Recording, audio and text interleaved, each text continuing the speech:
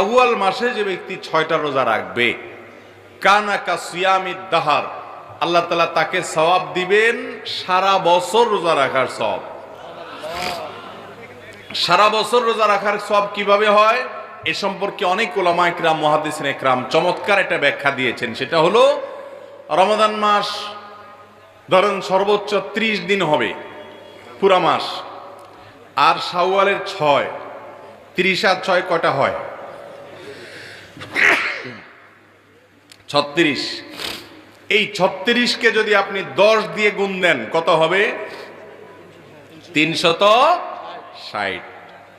চান্দ্রবর্ষ সৌরবর্ষের চাইতে কয়েকদিন কম হয়। সেই হিসেবে যদি আপনার রমজানের 30 দিন রোজা রাখার পর শাওয়ালে আরো 6টা রোজা রাখেন, তো আল্লাহ তাআলা টোটাল 36টাকে, ওই যে আল্লাহ তাআলা কোন আমল